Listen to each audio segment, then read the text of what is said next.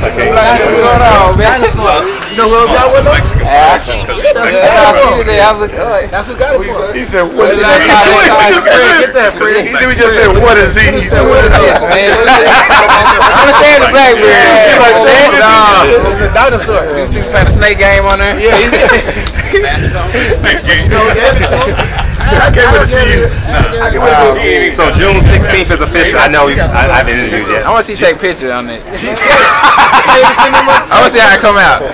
June 16th is official, Earl. Yep. And the opponent is official. That's actually who you're fighting. Yeah. Ocampo. And what do you know about him thus far? I just know he's a Mexican fighter and he's tough and he's undefeated. I mean, I don't know. I watched two of his fights. I mean, he's a good fighter. And I just got a text. They saw you doing interviews.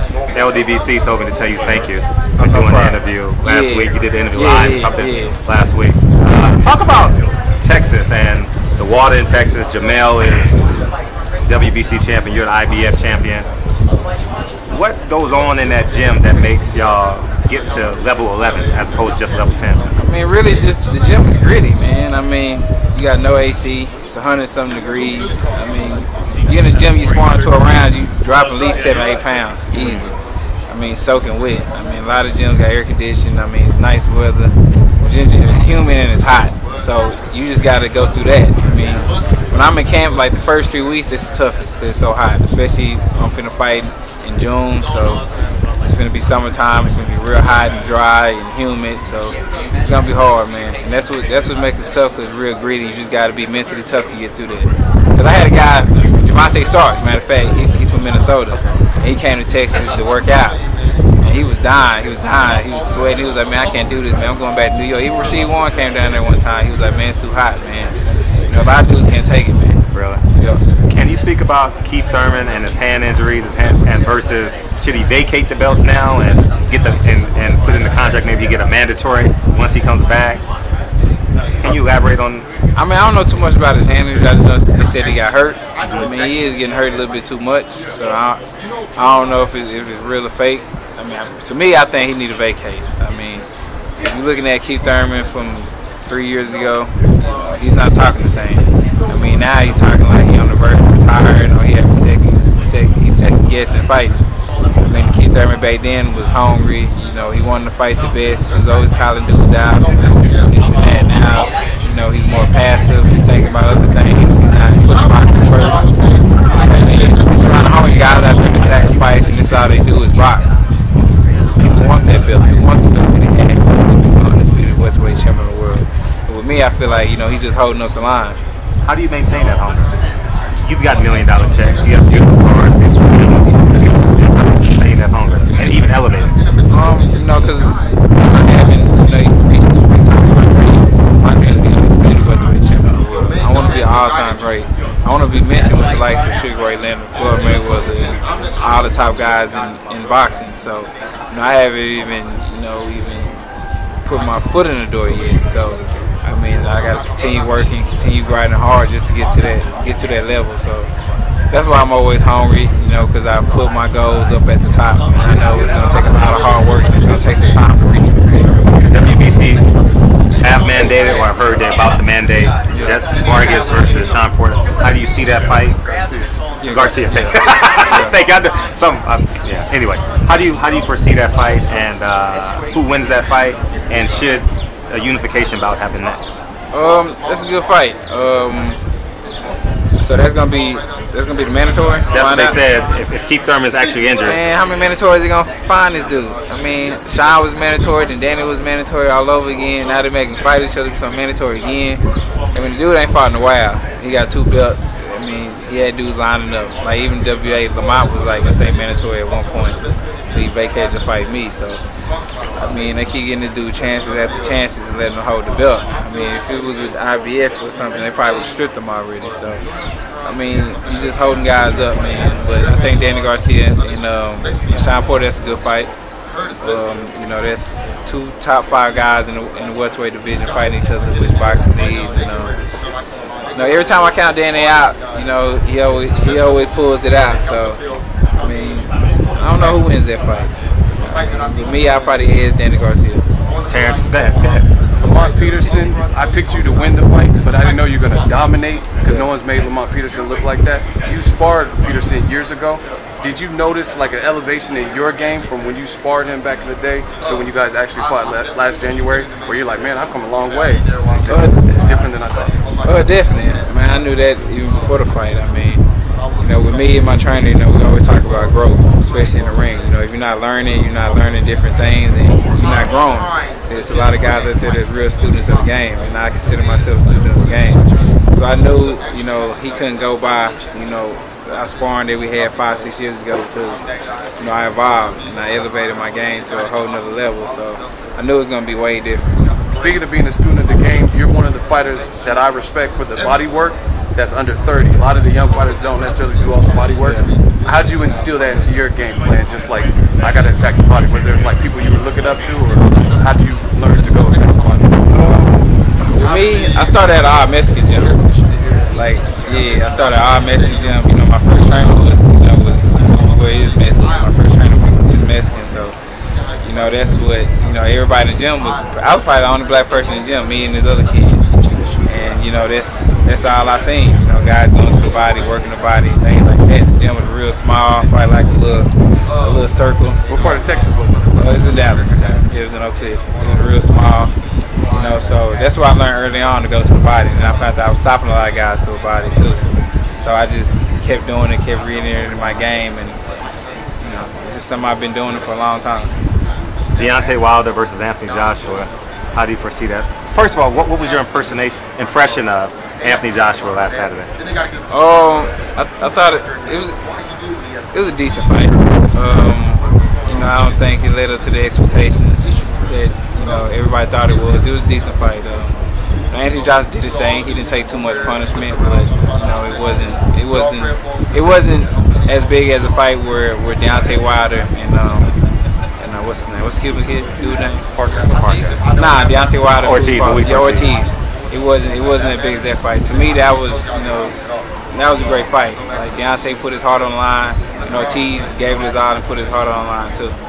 And I feel like, you know, Parker still had a lot left in the tank. I feel like he would have pressed him a little bit more and threw a little bit more punches. It would have been a better fight than what it was.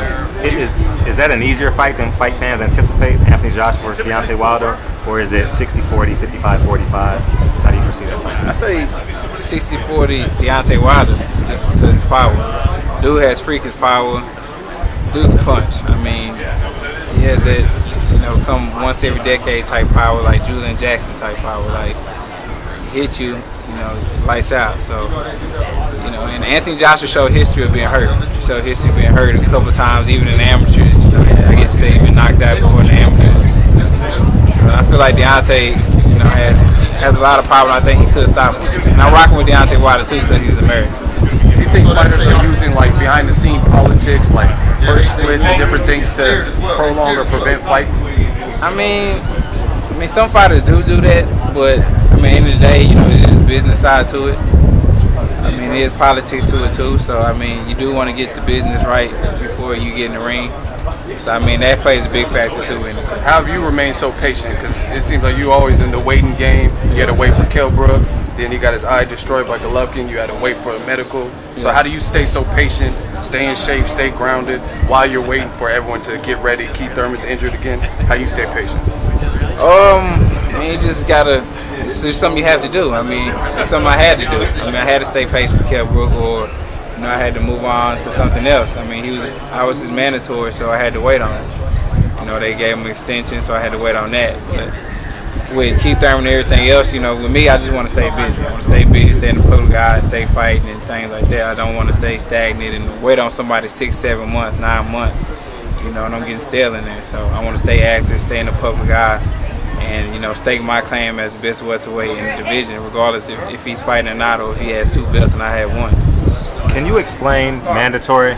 If you were to go another route, say you were the #1 IBF, say you were to go across the street and fight for the WBC championship, do you lose your IBF status? Is that how it works? Nah, because it's a unification fight. Okay. Like, I wouldn't have to fight my mandatory because it's unification. So, I mean, if somebody say if I have a belt, Keith Thurman, you know, has 2 belts, then he has a mandatory that has fight, you know, it excludes it because I have a belt, and it's a unification fight, so they'll let us fight each other. What you think about the Golovkin situation? Now since Canelo pulled out, he wants to fight fighters like Jaime Maguire or Spike Sullivan. Oh, I know Spike Sullivan. Yeah. He fought Antoine Douglas, right? Yeah, he fought Antoine Douglas. But you know, of course, Charlo is one of the #1 contenders. Who should he fight in that situation? Especially if it's going to be on HBO and it's a replacement of Canelo. I mean, he got a lot of dogs, man, waiting on him. He got Jamal. Got Demetrius Andrade. Who else? You got Andre. You got Andre, Charlo. Billy Joe Saunders. You got Danny Jacobs. You got Billy Joe Saunders, which is a good fight. I mean, he got a lot of great fights. I mean, I think that Billy Joe Saunders fight would be real tough for him. Yeah. Yeah, I think it'd be real tough for him. Just looking at Billy Joe Saunders' movement and the way he was boxing and moving against O'Du for Canada, I think it'd be real tough for him. Jamal Charlo fight would be tough for him too. With Jamal jab and his power and his strength, and that'd be tough too for him. Do you see him ever facing Charlo? I mean, if you had to put money on it, you think he will retire before he fight Charlo, move up to 168? I don't think he'll ever fight Charlo. No, I don't think so at all. I mean, probably politics too, but just Jamal Charlo, he's a long, strong, big guy. Even at 160, he's a big guy. So I don't think he's gonna fight him. Got a good jab, got power. I don't think he's gonna fight him. I mean, Golovkin's an older dude. He's gonna pick his fights. That's why he's gonna fight somebody who's gonna stand there like O'Sullivan or somebody like that. Do you think Canelo cheated, or do you think it was actually in the knee? Man, I really don't know. I mean, with me, the only thing I seen was kind of suspect was I think his second test was higher than the first one. I mean, I don't know how that happened, but that's the only thing I see suspect. I don't know if he cheated or not, but I guess the proof is in the pudding. If February, March, April, May, if you had 3 months to prepare for a fighter that took steroids 3 months before your fight, would you actually fight him? If I had 3 months? Or PEDs, I apologize. If a fighter took PEDs 3 months and was caught, would you fight him 3 months later?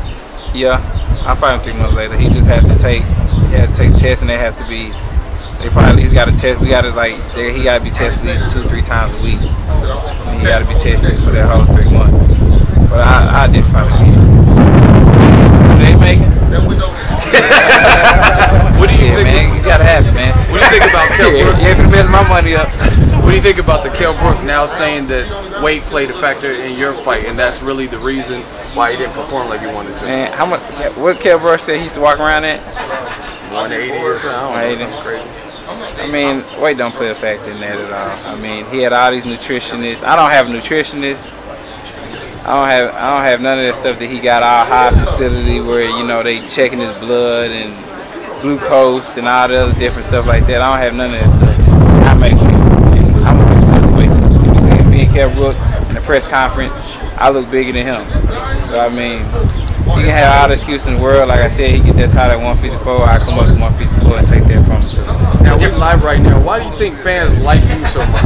Like the comments are coming in crazy. I mean, I guess they like I'm a genuine dude. I don't try to be something I'm not. I answer the question straight on. And just at the end of the day, I'm not trying to put on a persona to be something else. I'm me. So they accept me for me. People like genuine people. What's your favorite cheat meal? Everything. Barbecue. Hey, what's Barbecue, pizza, everything. Explain. I seen on your social media you said peanut butter, jelly, and egg. Yeah. Is that some Texas stuff? I never heard. I don't eat it. I used to eat it a lot. That was when I was always walking around like 159. I used to eat like peanut butter and jelly and eggs in the morning. What kind of eggs do you put on it? Scramble. You put the scrambled eggs. I ain't never heard you of put the peanut butter, put Somebody the scrambled eggs in the peanut butter with the jelly, and then you eat it. That's that man down sandwich? Yeah. The man down. Then you be good. You be good for the whole. Like you want to be hungry. You be good all the way up to dinner. Where did that start out, man?